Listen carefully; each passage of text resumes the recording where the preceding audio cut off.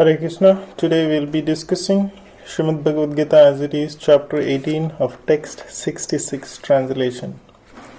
Abandon all varieties of religion and just surrender into me. I shall deliver you from all sinful reaction. Don't fear. The Lord has described various kinds of knowledge, process of religion, knowledge of the Supreme Brahman, knowledge of the Super Soul, knowledge of the different types of order and statuses of social life.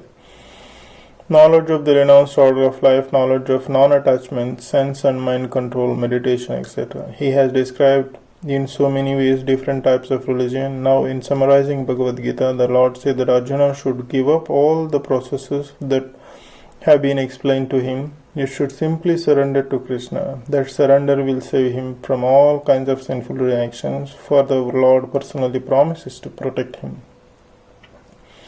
In the 8th chapter, it was said that only one who has become free from all sinful reactions can take to the worship of Lord Krishna. Thus, one may think that unless he is free from all sinful reactions, he cannot take to the surrendering process. To such doubts, it is here said that even if one is not free from all sinful reactions, simply by the process of surrendering to Sri Krishna, he is automatically free. There is no need of strenuous effort to free oneself from sinful reactions. One should unhesitantly accept Krishna as the supreme savior of all living entities. With faith and love, one should surrender into him. According to devotional process, one should simply accept such religious principle that will lead ultimately to the devotional service of the Lord. One may perform a particular occupation duty according to his position in the social order, but if by executing his duty one does not come to the point of Krishna consciousness, all his activities are in vain. Anything that does not lead to a perfectional stage of Krishna consciousness should be avoided. One should be confident that in all circumstances Krishna will protect him from all difficulties. There is no need of thinking how one should keep the body and soul together. Krishna will see to that. One should always think himself helpless and should consider Krishna the only basis of his progress in life. As soon as one seriously engages himself in devotional service to the Lord in full Krishna consciousness, at once he becomes free from all contamination of material nature. There are different processes of religion and purificatory process by cultivation of knowledge, meditation in the mystic yoga system, etc. But one who surrenders into Krishna does not have to execute so many methods. That simple surrender unto Krishna will save him from unnecessary wasting time. One can thus make all progress at once and be freed from all sinful reaction.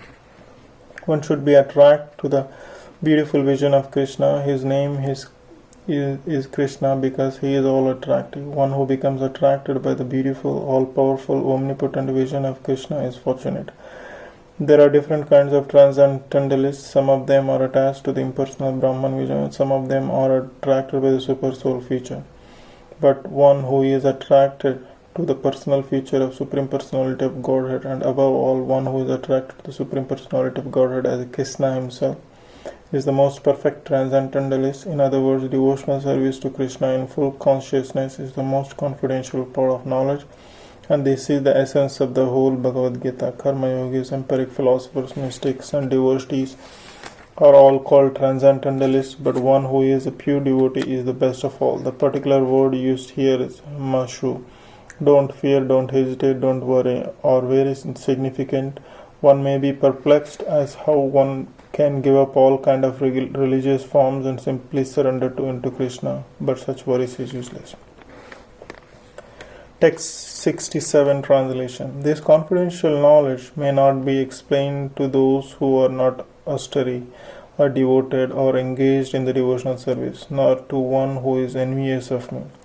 Persons who have not undergone the austerities of the religious processes, who have never attempted devotional service in the Krishna consciousness, who have not tended a pure devotee, and especially those who are conscious of Krishna as a historical personality or who are envious about the greatness of Krishna, should not be told this most confidential part of knowledge. It is, however, sometimes found that even demonic persons who are envious of Krishna, worshipping Krishna in a different way, take to the profession of explaining Bhagavad Gita in a different way to make business. But anyone who desires actually to understand Krishna must avoid such commentaries and Bhagavad Gita. Actually, the purpose of Bhagavad Gita is not to understandable to those who are sensuous, even if one is not sensuous, but strictly following the disciplines enjoined in the Vedic scripture. If he is not a devotee, he also cannot understand Krishna.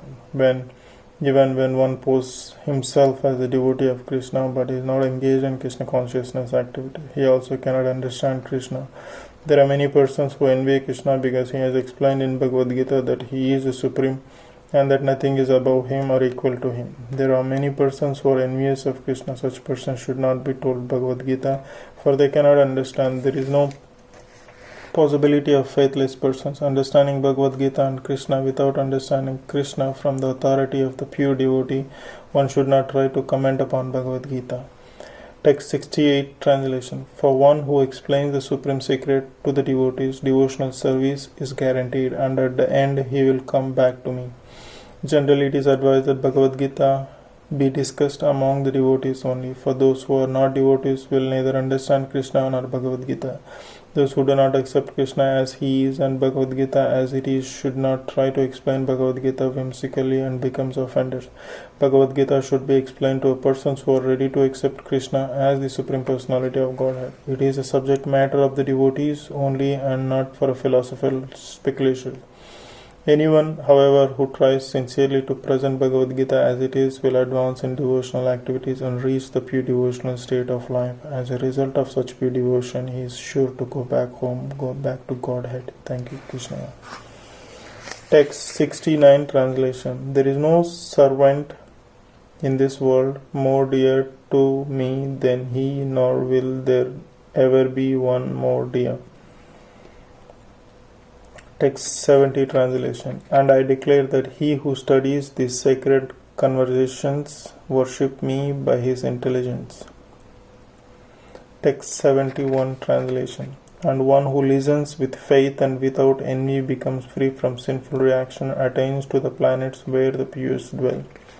In the 67th verse of this chapter, the Lord explicitly forbade the Gita being spoken to those who are envious of the Lord. In other words, Bhagavad Gita is for the devotees only, for it is so happens that sometimes a devotee of the Lord will hold open classes, and that class all the students are not expected to be devotees. Why?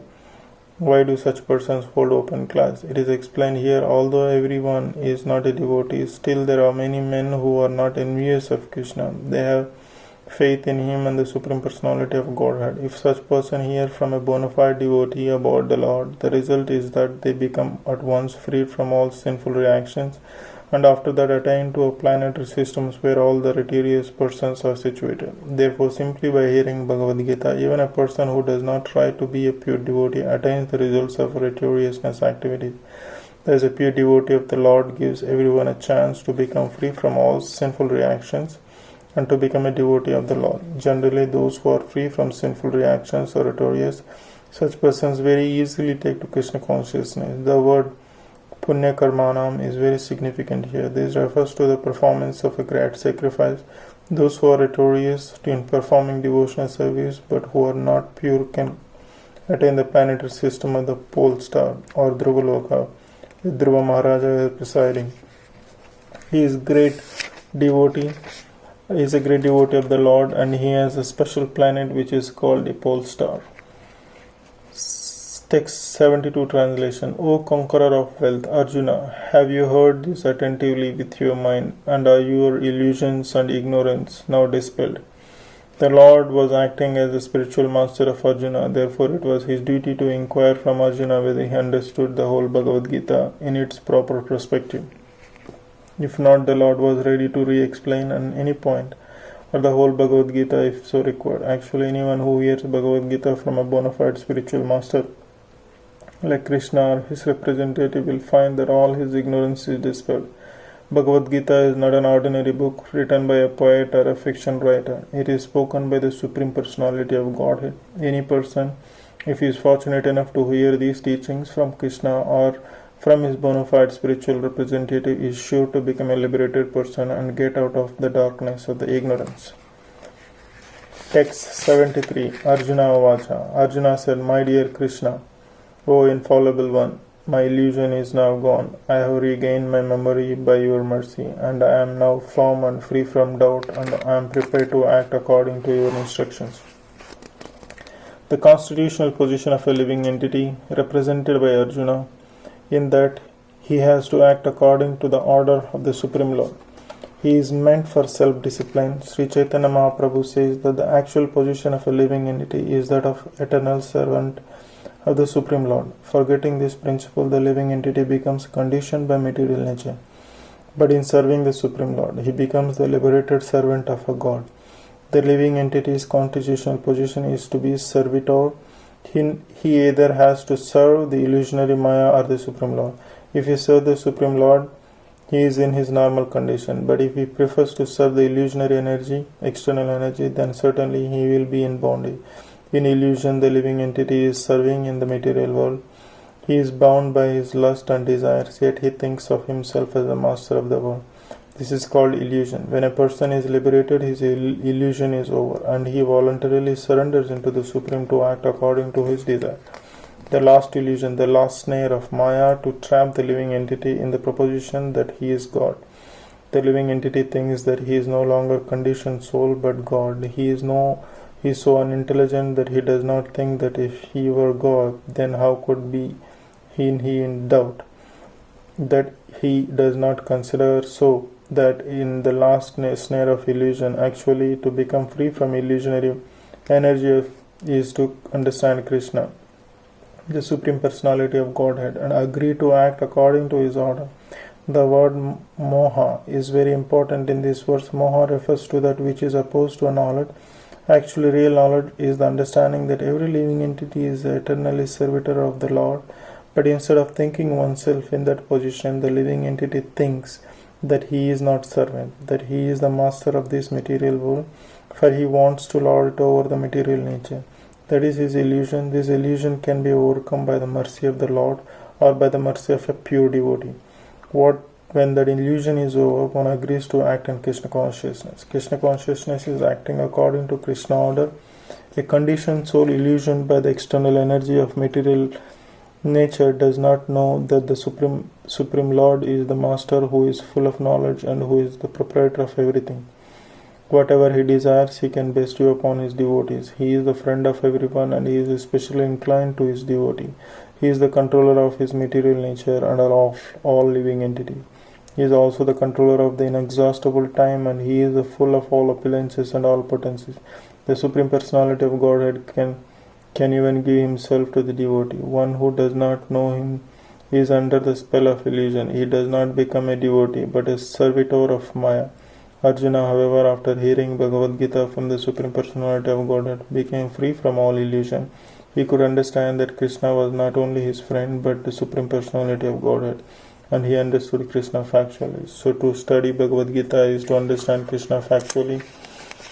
When a person is in full knowledge, he naturally surrenders to Krishna. When Arjuna understood that it was Krishna's plan to reduce the unnecessary increase of population, he agreed to fight according to Krishna's desire. He again took up his weapons, his arrows and bow to fight under the order of Supreme Personality of Godhead.